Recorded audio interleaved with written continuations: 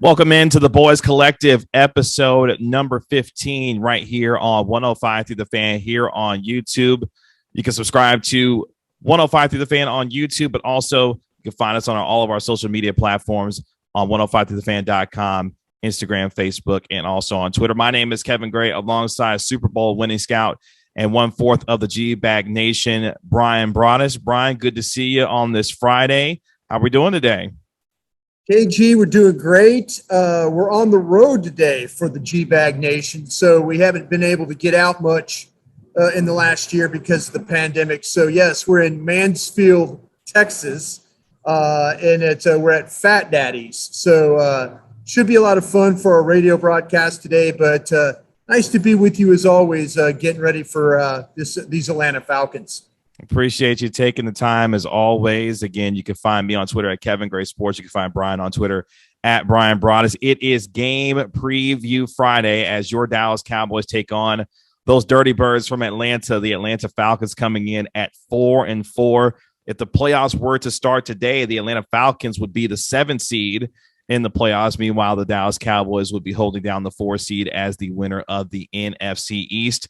But this game, Bryan, as we jump into our game preview here, this game feels a lot bigger than what it may have been just a month ago. The Falcons 3-1 in their last 4 games. The Cowboys had their 6-game winning streak broken last week against the Denver Broncos. Let's start with this Atlanta Falcons team. What do they present starting on offense that could really give the Cowboys some issues, knowing that they have playmakers like Kyle Pitts, Cordell Patterson, and others? What does this offense present from the Falcons, the Cowboys defensively Sunday? Yeah, you started off the right way, KG. You know, with Kyle Pitts and Patterson and what they've been able to do. You know, it's been amazing to see the transformation of Patterson. You know, as a guy that was this rare player. I was talking with Amari Cooper yesterday about him, and he had played with him for a couple of seasons with the Raiders. And so he's like, listen, this is a big 225-pound guy that is a receiver, a running back. He's a special teams phenom, returning kicks. I mean, it's not all about him just running the football. I mean, they've had some success doing it. He's been able to, he's gone career highs in carries and yards and stuff like that. But, man, just throwing him the football last week against the Saints, it was just a mess. The Saints didn't have a really good answer for him, and the Cowboys have had their share of struggles, whether it's covering tight ends, whether it's covering running backs. They've given up some big plays along the way. And, Patterson could be one of those guys that the Cowboys, even though you think you have a plan, he can quickly take you out of your plan.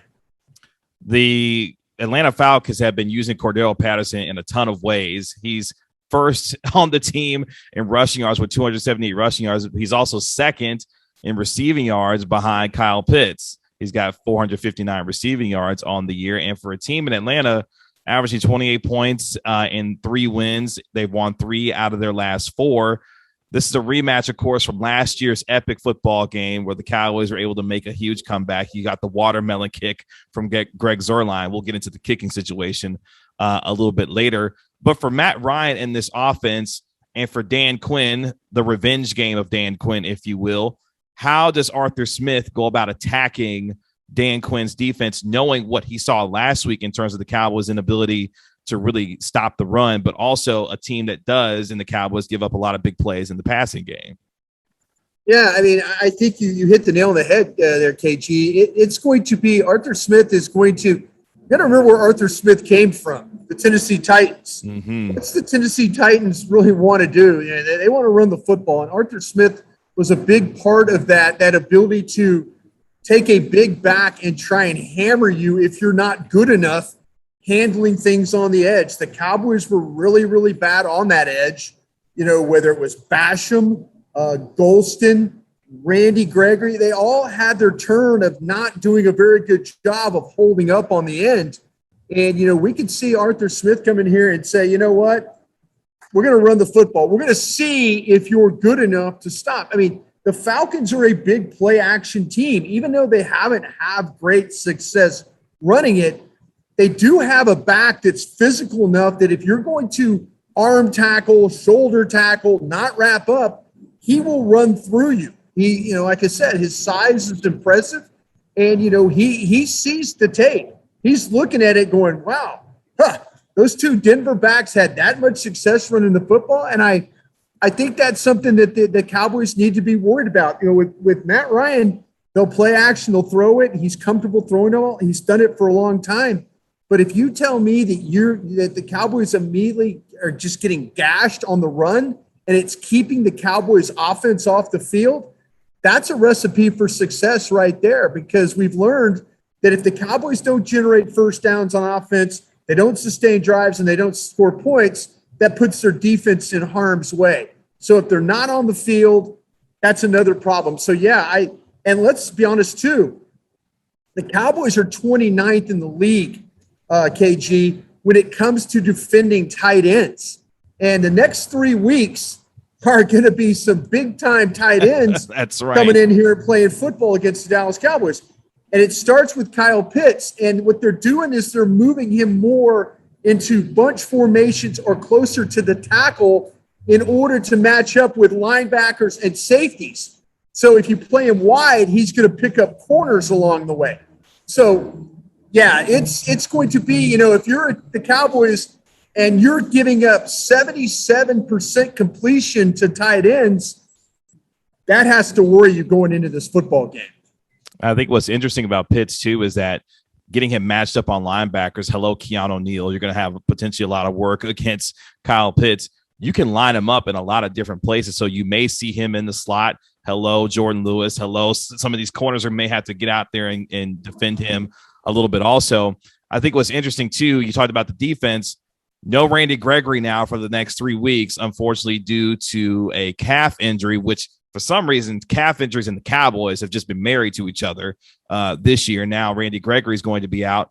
Could this be an opportunity where Micah Parsons, who had 2.5 sacks last week against the Broncos, are you going to see more of him at the edge and getting after the quarterback because of the lack of pass rush due to the injuries that the Cowboys are suffering right now? Yeah, I think initially, KG, it's going to be about Dorrance Armstrong. It's going to be about Golston. It's going to be potentially, Kamara. We haven't seen him at all as a rusher yet, really. How about even Bradley and Nye being a guy that's on the practice squad that's going to be a defensive end? So, it's really going to be all hands on deck. I kind of feel like, though, when you play Parsons on the edge, teams could better prepare for him. Where we saw him have some really good success was attacking that A gap.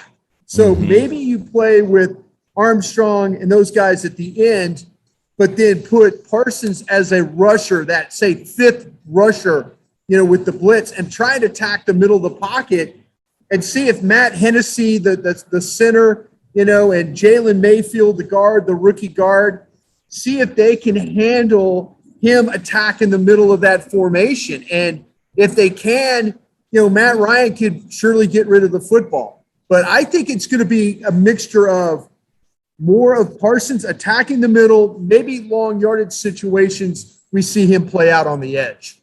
It's interesting you mentioned that, because during the Carolina game, the second half of that game, Parsons was able to do a lot of things up the middle and getting after Sam Darnold and that offensive line for the Panthers. A lot of the same against Denver. Also, he's been really good up the middle this year. So obviously the Cowboys are going to have their hands full with an offense that can make big plays, but more importantly, have got some real weapons with Cordell Patterson and, of course, Kyle Pitts. Let's switch things to the other side of the ball. The Dallas Cowboys coming off of one of their worst, if not their worst, offensive performance last week against the Denver Broncos.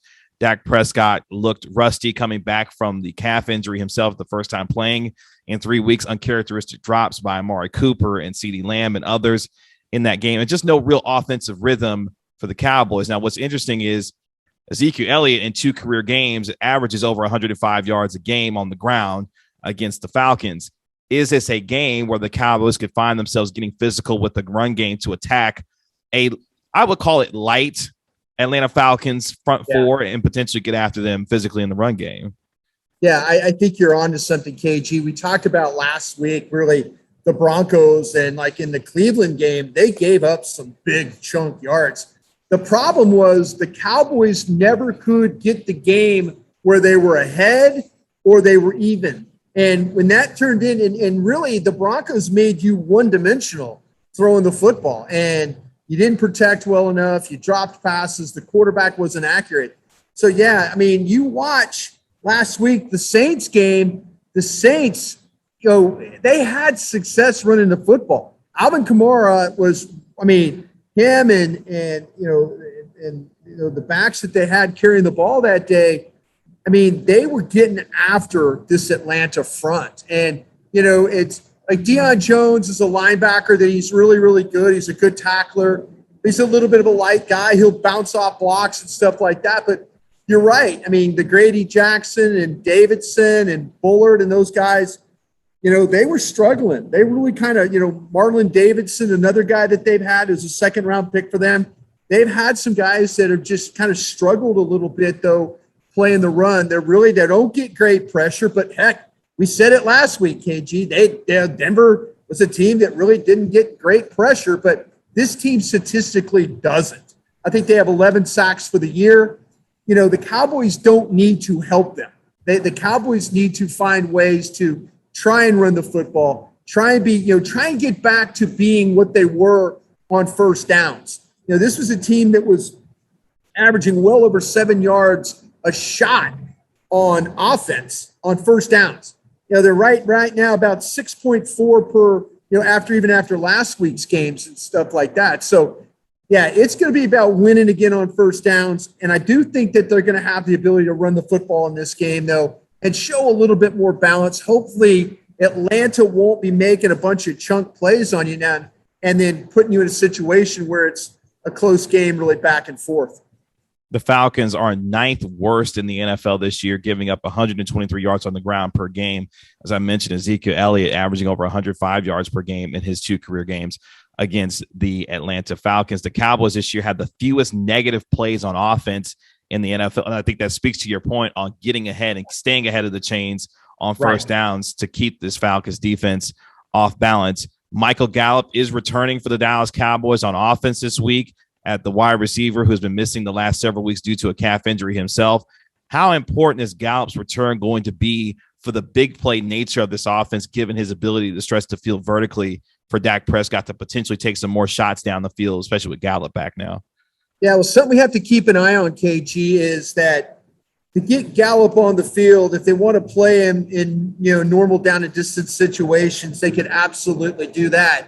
But who do you take off the field? Again, talking to Amari Cooper yesterday on the G-Bag Nation, he was telling us that he was really banged up with the hamstring. CeeDee Lamb was banged up with the ankle. They were really compromised last week trying to run. Not using that as an excuse, but it was a factor. They said we just could not separate like we normally do. And will the Falcons come in and play man coverage? Yeah, we'll see. A.J. Terrell can do those kinds of things. I think he's their best cover guy. But to get Gallup on the field, I think you're going to have to play 11 personnel stuff. Now, here's the trick. If the 11 personnel stuff means you have to compromise with one of those tight ends, okay, this other tight end have to go and help and block on that left side with Steele. That's the trick. You can play 12 personnel, keep somebody in, and then use Schultz. But again, that takes a wide receiver off the field. How much is really Michael Gallup going to play in this football game when it comes down to if the Cowboys, I think a lot of it has to dictate can they do enough to protect what's going on at left tackle without having to compromise personnel over there. Does that mean that we may see some more Dalton Schultz being involved in terms of pass protection alongside Terrence Steele to try to help him out a little bit after he struggled last week? I think so, KG. And what's kind of hard for tackles is when you give them help, sometimes that irritates them. And I mean this in a way that, the help is nice, helps better when inside help is Zach Martin on the right side.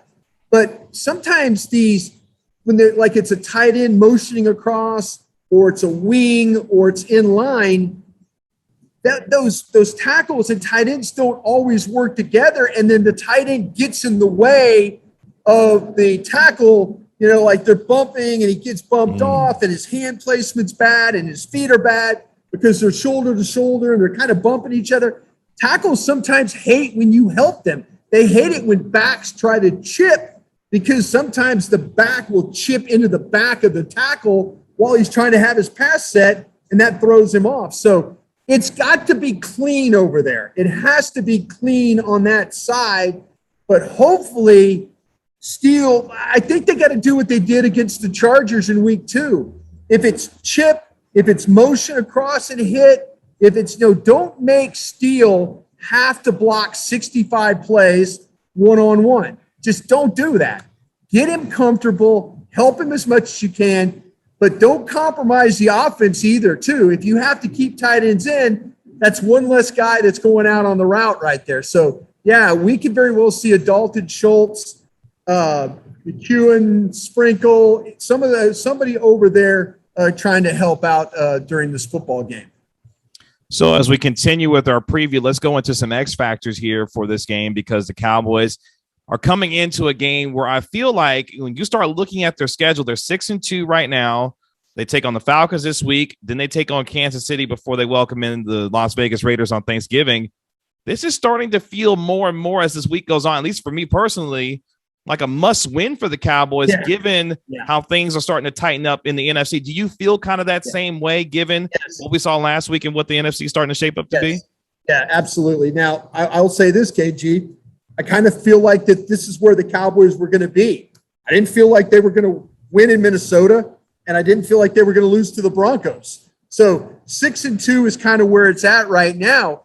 And that's, but as you mentioned, the stretch of games that are coming up for the team, that's the problem that you're going to get into, because you're facing these tight ends. And you talk about X factor players.